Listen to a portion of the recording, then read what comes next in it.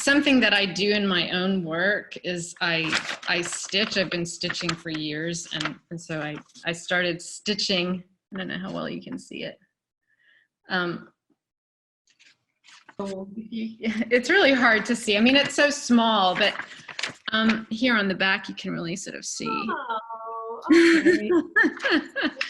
So I started stitching this thing that came from the health insurance. Anyway, so then I thought further. So I thought, well, how do you incorporate that into like this piece? And you know, and when you said, well, we can, you know, how I interpret the music and how I make marks from the music, and then I use this also to make marks. So I actually use this as a printing plate.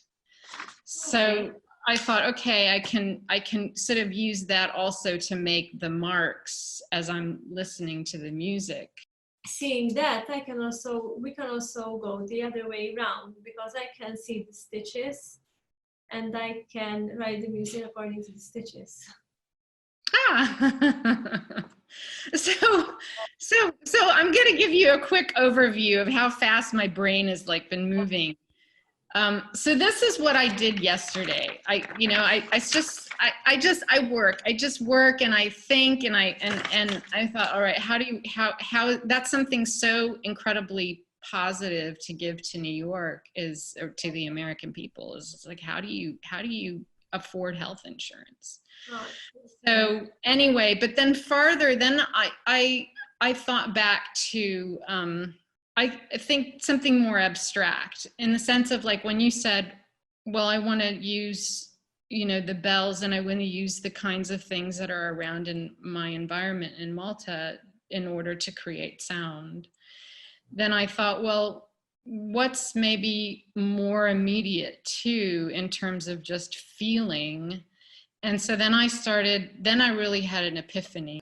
I'm gonna just do screen sharing here and try to do this. Wait, screen sharing? Okay, so I think that's better. So as I mentioned, I have this big red carbon paper that I've been using to make prints, to make frottage. And then I also mentioned that in this other work, that a series that I've been doing, they're all frottages from a building here in Vienna.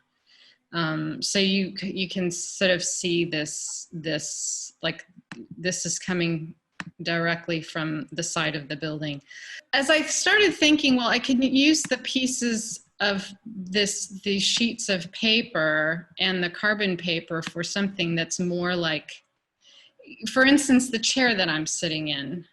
I could actually take this carbon paper and the piece of paper and then sit in it. This is how we've also been functioning a lot, like since after the 20th of March, is sitting in front of a computer or being sort of in our interiors, in our homes. And so I thought of all the marks that I could make from this, if you can see, like this chair.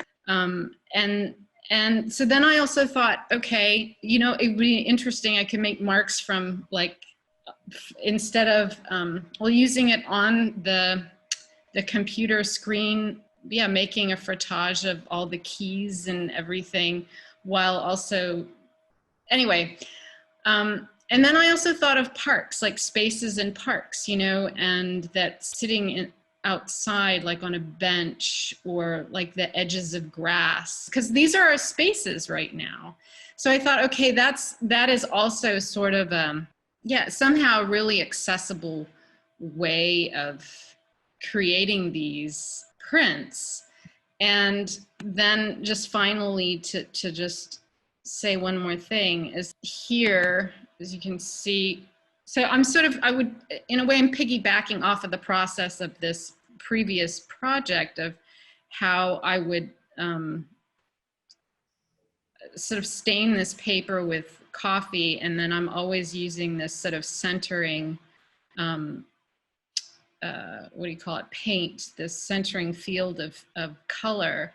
And that is, if I show this, then are you able to see this? Yeah. Yeah. You can see it. Okay, so then these are from, these are tantric drawings. And that's sort of the thought of too, of why I'm using this espresso to stain, to give the paper history. Anyway, so these are some, I'm sort of very excited about this. What I was thinking is, how am I going to link my work to yours, and if the project that we were thinking about last time still makes sense at this point, you know, if it is still on.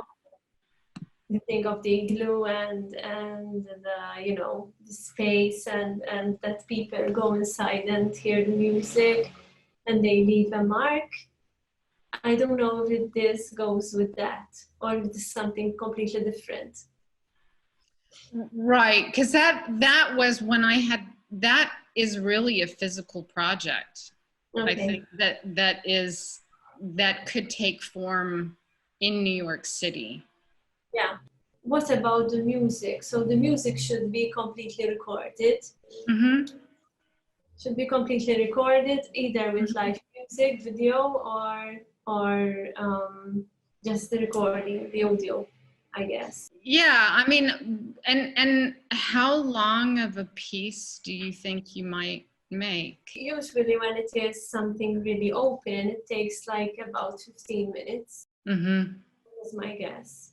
So, I mean, I could imagine, yeah, listening and then responding in different ways, but using, again, part of something that is here concrete in Austria, as in the, you know, the internal like spaces, and yeah, creating a print, I would say a print for like a section of like the composition. Yeah, you are creating prints from Austria and I am creating prints from Malta, because if I am using the bells, etc., I am using prints from Malta. And then we combine them together. But then we have to say why we did that. Mm-hmm. You know, why we used elements from Austria and Malta, and then how are we going to present that in an American, like, how are we going to present it in the American, I don't know, space or philosophy or what is happening. But don't you think already, like, I mean, at least like thinking about the way things have been after the 20th of March, of how most of us interact now at social distancing, and you know, this is not a means I would have ever really thought of, like, to create. And yeah.